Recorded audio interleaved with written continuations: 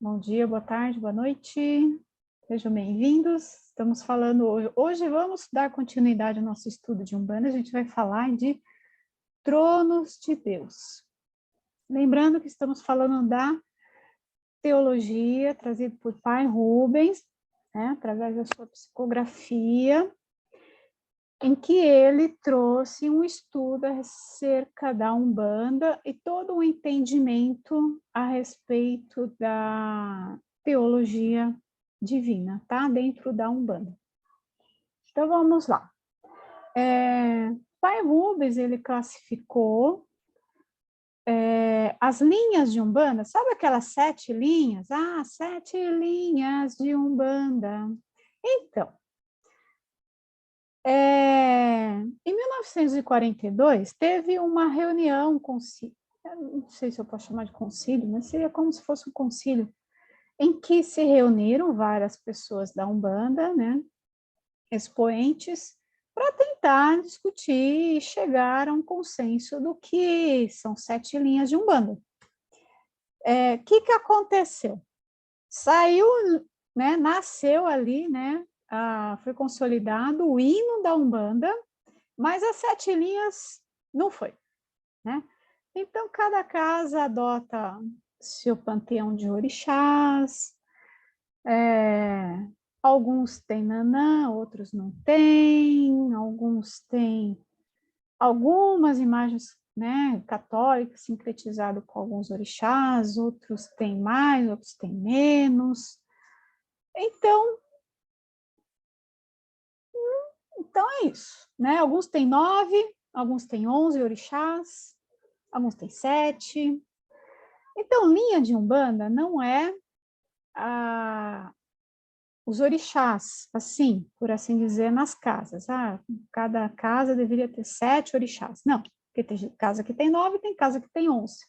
Tem casa que tem outros diversificados. E assim vai. As manifestações dos orixás foram ocorrendo de acordo com o desenvolvimento da Umbanda, tá? Entretanto, foram sendo trazidos também, não só pela manifestação do orixá, mas foram sendo trazidos também alguns orixás que eram cultuados no candomblé, por exemplo, tá? Entretanto, nós vamos ter orixás que não são cultuados no candomblé, porque lá tem, segundo o que me consta, mais de 200 orixás cultuados nas mais diversas origens, as mais diversas cultos de nação. Fora daqui, né, fora do Brasil, são mais de 2.000 orixás lá originários da África, tá? E nós não temos tudo isso na Umbanda. Por exemplo, nós não temos o culto ao Sanha. O Sanha é o orixá da folha, né, da seiva vegetal. E nós não temos. Nós cultuamos Oxóssi, né, que está ligado ali ao vegetal. Então, em 1942, não conseguiu chegar a um consenso, e foi, não há um consenso, que são 7 linhas de Umbanda. Pai Rubens, então, trouxe, através da sua psicografia, esse conhecimento vindo do astral, né, trazendo uma ordem com relação ao que seriam 7 linhas. Então, 7 linhas seriam 7 tronos, tá? Ele chama de 7 tronos, 7 virtudes, 7 elementos. Então, vamos lá. Primeiro, o que a gente vai fazer aqui? Esquematizando mais ou menos a forma de explanar, eu vou explicar o que seriam tronos, tá? Para depois adentrar nos tronos específicos, tá bom? Então, vamos lá. Tronos. Primeira vez que eu ouvi essa palavra, achei muito esquisita, né? Mas é isso mesmo, a gente acostuma e entende, pelo menos eu entendi, e por isso que eu gostaria de repassar o que seriam tronos. Então, tronos são divindades celestiais responsáveis pela evolução de todas as espécies. Tá? Então, aqui no planeta Terra, a gente tem ali 7 tronos, que seriam a coroa setenária, ou trono das 7 encruzilhadas também. E esses tronos, é como se fosse um trono mesmo. O pai Rubens fala que seriam como se fossem tronos onde os seus reis estão assentados, tá? Só que não são reis, são divindades.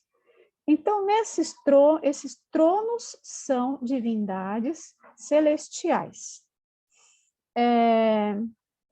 A gente pode dizer que o trono planetário, os tronos planetários, não é um local físico, não é um objeto, não é uma cadeira, tá?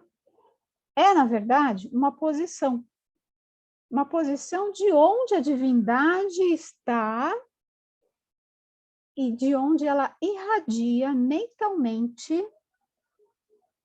as energias, tá? De sustentação e evolução dos seres. Então, vamos lá. Então, fechou aqui. Tronos são divindades celestiais.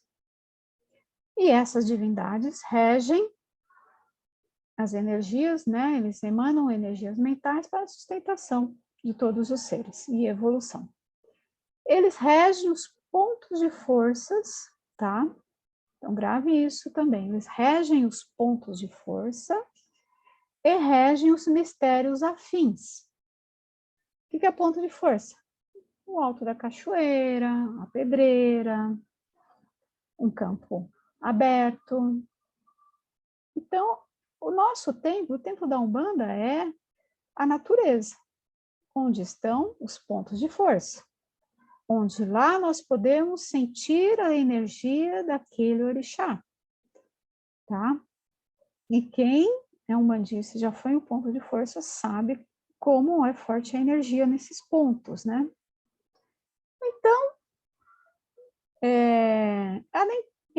indo um pouquinho mais para trás, nas eras humanas, houve um tempo em que a evolução humana, né, era mais natural e menos abstrata. O que significa isso? Que lá as religiões, elas eram mais ligadas à natureza, seus pontos de força eram mais, olha, a meu ver, a minha singela opinião, seriam mais mediúnicas, tá? E menos mentalista. Então, é menos abstrata. Porque você tem que ir dentro de um templo para poder achar Deus, para poder cultuar Deus, quando Deus está na natureza. Tá? Então, isso, ser abstrato, é dentro do templo. Na natureza, seria natural. Natureza, natural, tá? E aí, então, nós temos, então, que naquela época, segundo consta, né? Pai Rubens, não só o Pai Rubens, se a gente for em outros segmentos, a gente vai ver que existiam outros povos muito mais desenvolvidos que nós aqui, viu? Então, nós atual, porque muitos estavam lá, tá? Mas o que aconteceu, né? A grande queda, todo mundo fala grande queda, queda, não só aqui Pai Rubens, tá? Mas outras vertentes também falam, não vertentes de Umbanda, mas espiritualistas. Mas vamos retomar. Lá naquela era, tão povoada de quantidade de pessoas quanto hoje, a religião, o modo de cultuar a Deus, era uniforme, era nos pontos de força. E naquela época, a mediunidade, a clarividência, a terceira visão, visão espiritual, como é chamada, era comum a todos. Então, todos tinham clarividência e podiam ver tanto o lado material quanto o outro lado, tá? O lado espiritual, o lado astral. E aí, como se processavam os cultos, né? Os sacerdotes, eles eram magos ou hierarcas, responsáveis pela abertura e pelo fechamento dos cultos. E os cultos ocorriam ali na natureza e em determinados horários. Tá? Ao amanhecer, às 6 da manhã, ao anoitecer, às 6 da tarde, havia regras, né, e fixação para a realização dos cultos. Hoje, o que nós temos de resquício é a hora ideal para fazer um culto a Pai Oxóssi, a hora ideal para fazer um culto a Pai Oxalá. Existe ainda esse resquício. De onde veio? Lá de trás, tá? Então, lá era feito a abertura, o fechamento dos trabalhos pelos magos ou pelos hierarcas. E todos tinham a visão do que estava acontecendo no plano astral, tá? Quando a gente vai no ponto de força, às vezes a gente é inundado por aquela energia, a gente fica ali naquela energia gostosa, a gente percebe, quem é mais sensível percebe descer a energia. Lá podia-se ver, todas as pessoas podiam ver, porque a clarividência era a todos, aberta a todos. Então, todos viam a manifestação daqueles tronos, com todas as suas hierarquias. Então, eles iam lá, né, e se manifestavam aos encarnados que estavam ali, tá? No alto da pedreira, no alto das cachoeiras, na beira dos lagos, na beira do mar, nos bosques, nos campos jardinados também. E lá eles apareciam e colocavam de si, irradiavam, né? Cores, 77 tonalidades, partindo do trono, né? Assim, partindo do trono celestial daquele orixá regente, multicoloridos.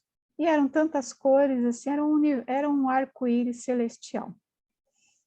Esses aqueles que se manifestavam, tá? Porque os lá de cima, né, vou colocar ali os planetários, eram muito mais cores e que não podemos nem dimensionar, porque a nossa visão não permite a gente ver muita cor, né? Tanto que quem está no plano astral, já não tem mais o corpo físico, consegue ver mais cores do que nós, né? Ou consegue sair do corpo e ver muito mais cores, mas estando encarnado a gente vê menos, tá? E aqueles tronos celestiais se manifestavam ali nos pontos específicos da natureza.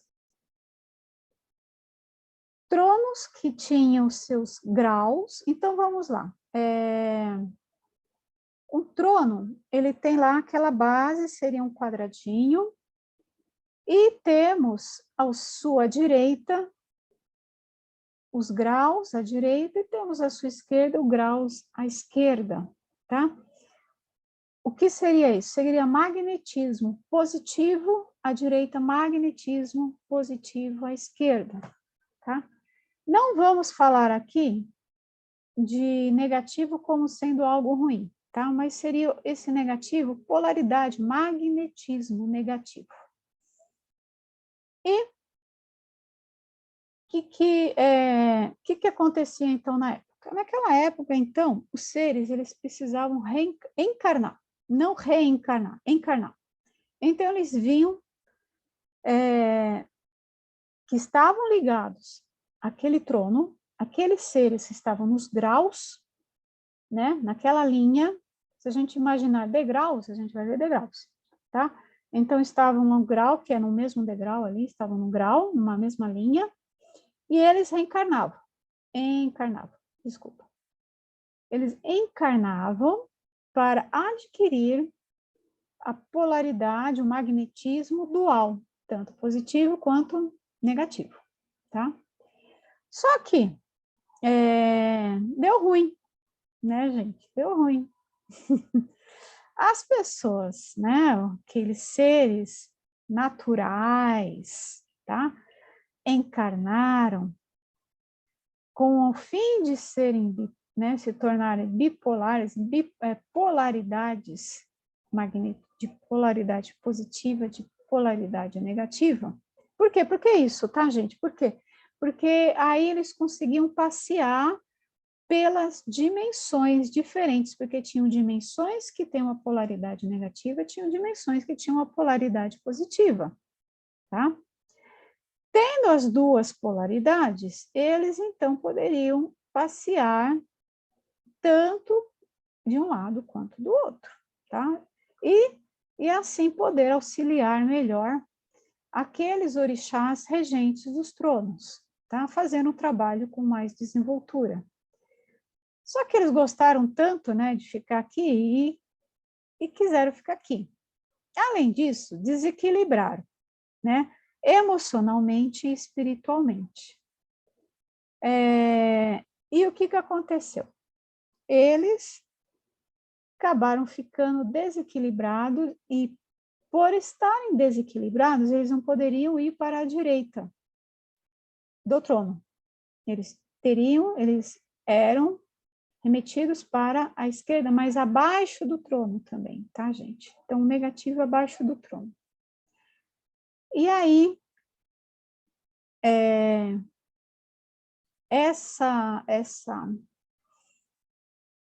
como eu posso dizer, esse desequilíbrio de tantas pessoas que foram ali puxado pelo lado de baixo, tá, do trono, tá, geraram desequilíbrio. E aí, o lado de baixo do trono é algo ruim, porque é algo de desequilíbrio, de desarmonia, tá? Não estou falando, então, do magnetismo negativo, tá? Porque o magnetismo negativo, por exemplo, água, eu teria magnetismo positivo. Ar, magnetismo negativo. Terra, positivo. Então, para os seres poderem passear, tá? Entre uma ou outra dimensão, eles tivessem as duas, eles conseguiam passear normalmente, transitar.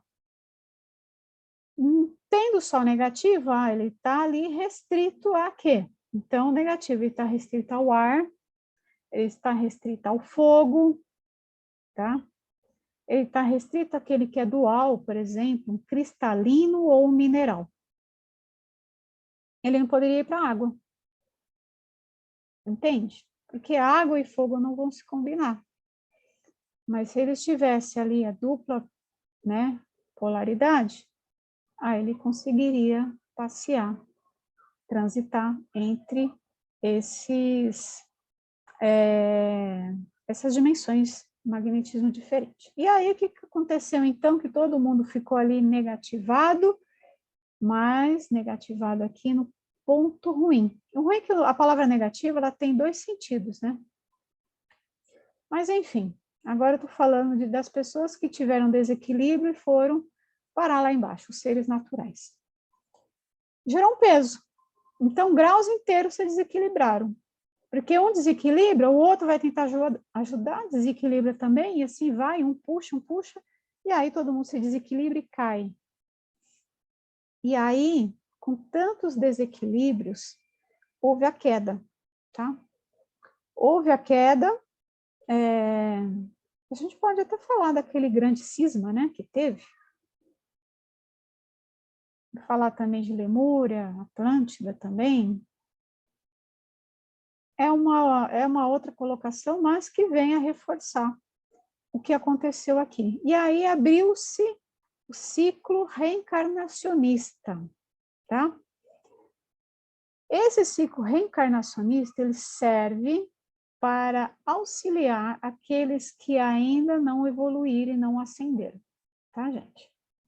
Então é isso. A gente está aqui presa nessa roda de samsara, né? Esse ciclo reencarnacionista. Isso milhares de anos aconteceu, tá, gente? Milhares de anos. Não tenho como precisar, mas alguns dizem, consta no livro da biografia do Chico Xavier, que a Atlântida fundou há 10 a 15 mil anos, 10, 12 ou 15, alguma coisa assim. E aqui na teologia do Pai Rubens também não vejo muita diferença nessa questão, né? 7 para cima, 7 mil anos para cima. E aí,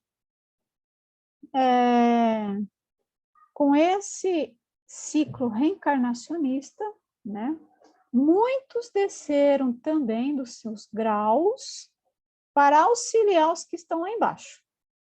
Né? Auxiliar os quê? Os que estão lá embaixo, assim. Muitos desceram do seu grau e começaram a encarnar para auxiliar os seus, tá? Aqueles que pertenciam aos seus graus, às suas hierarquias que estavam ali. Lembrando que grau, ó, mesma linha, tá? Então, muitos que estavam ali no grau falaram assim, eu não vou ficar aqui olhando para eles lá embaixo, encarnando, ou até mesmo lá na rua de baixo, e eu não vou fazer nada. Ah, eu vou encarnar também. Então, eles vêm e descem. Então, graus inteiros vieram para cá. E alguns não querem subir enquanto não resgatarem todos, tá? E vamos, né? De acordo com isso. Então, muitas transformações aconteceram, né? Alteraram a geografia terrestre, o mito da Atlântida, da Lemúria, mas o culto às divindades naturais, orixás aqui, né, no caso, não deixou de ser praticado, tá? Os tronos, os seus aspectos anteriores, né, que são divindades, que nós falamos, divindades planetárias, regentes da evolução, essa palavra é muito importante, regente, regência, aquele que rege, tá? Então, os tronos regentes, eles são mentais planetários que atuam por projeção, vibração e radiação para a evolução dos seres, tá? Nós temos, então, 7 dimensões, que aqui, Pai Rubens tinha dito, as 7 linhas de Umbanda, né?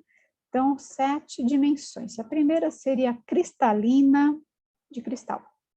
Segundo, mineral. Terceira, vegetal. 4, ígnea. 5, eólica, ou aérea, né? 6, telúrica.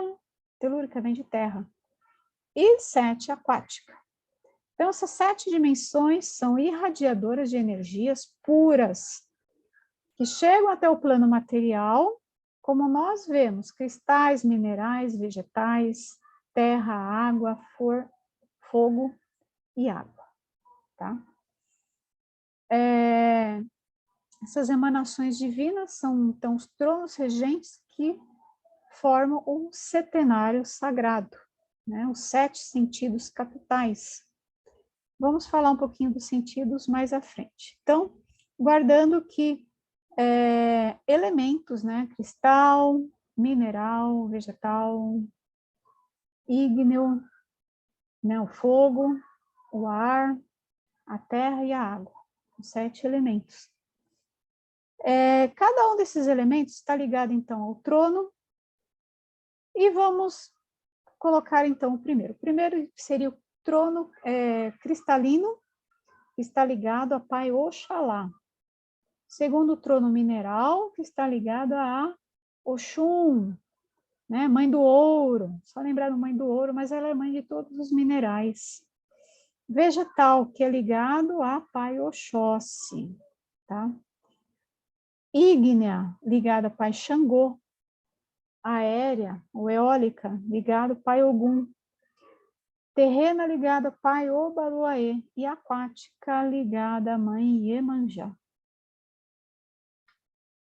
Então, nós temos essa divisão que o pai Rubens trouxe, né, através da sua mediunidade.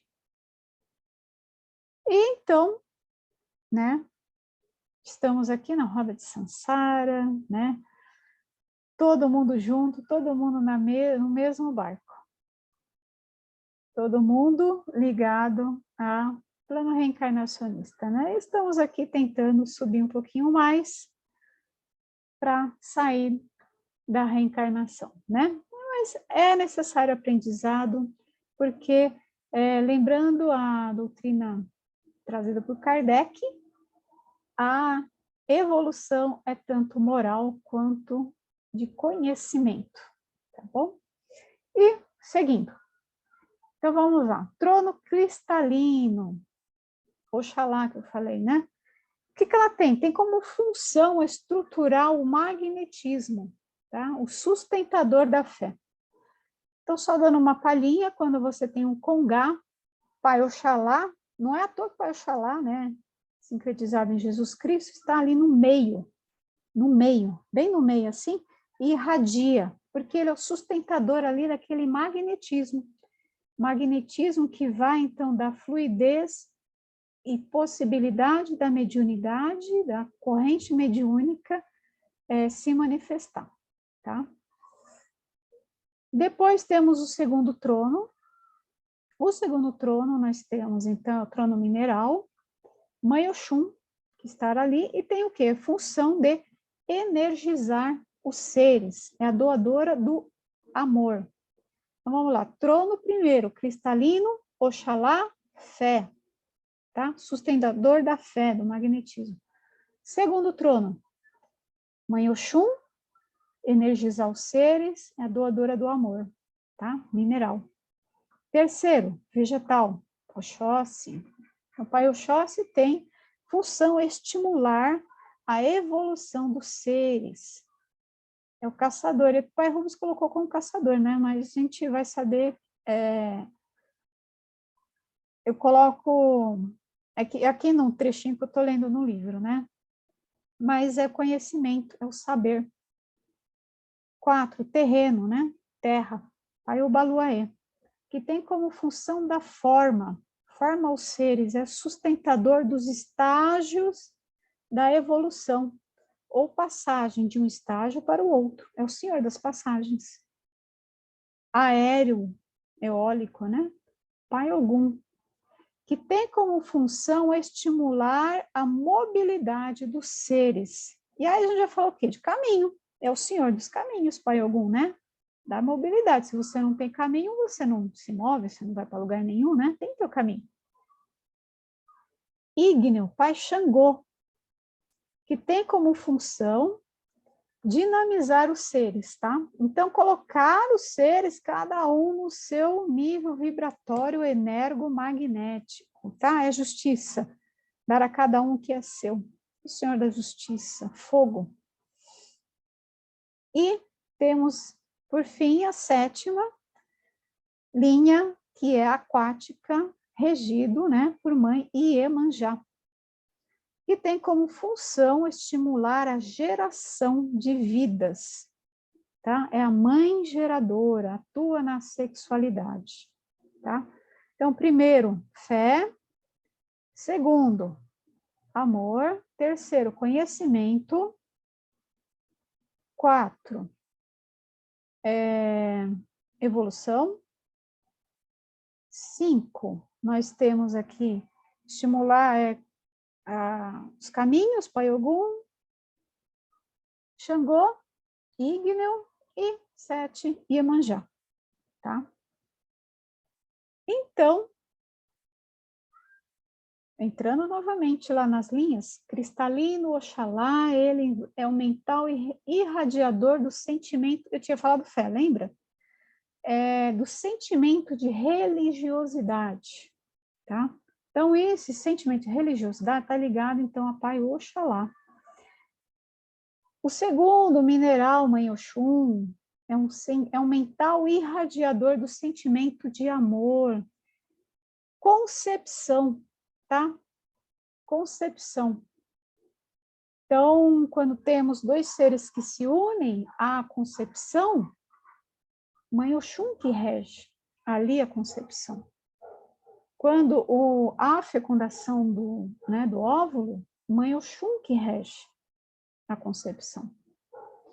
Temos aqui o trono vegetal, né, de Pai Oxóssi, é um mental irradiador do sentimento de fraternidade, de sociabilidade, de conhecimento, do saber. Temos o terreno, né, que é o Pai Obaluaê, o mental irradiador de sentimento de estabilidade, terra estável, né? Terra, ela não, ao contrário dos outros elementos, da água, que é fluídica, do fogo, né? A terra, ela é equilibradora, é equilíbrio. Então, Pai Obaluaê é esse sentimento de estabilidade. Aéreo, Pai Ogum, é o mental irradiador do sentimento de lealdade. Se a gente for falar de Pai Ogum, né, lei e ordem, vem a nossa, aquela hierarquia da lei, até mesmo militar, né, que é a lealdade, é a lei. Ígneo, Xangô, Pai Xangô, mental irradiador do sentimento de justiça.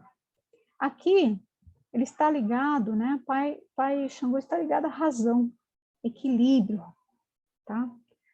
Aquático, Mãe Iemanjá, é o mental irradiador do sentimento de preservação, preservação da vida, a geração. Então, é isso que eu queria colocar para hoje, porque o tempo já está se esgotando, né?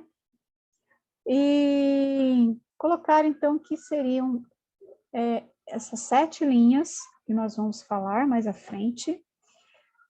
Cada linha tem um trono regente, um orixá.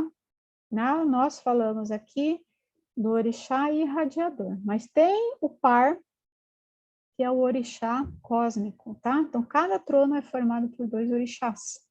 Um irradiador e o outro cósmico. Mas aí a gente vai deixar mais para frente, só guardar isso.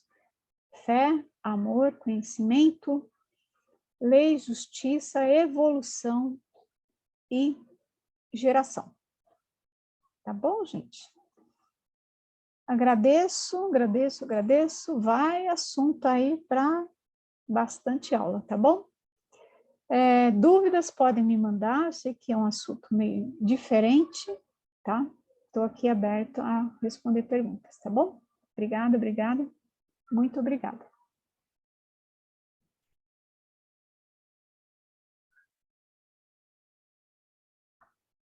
Só mais um instantinho que eu estou fechando. Agora sim.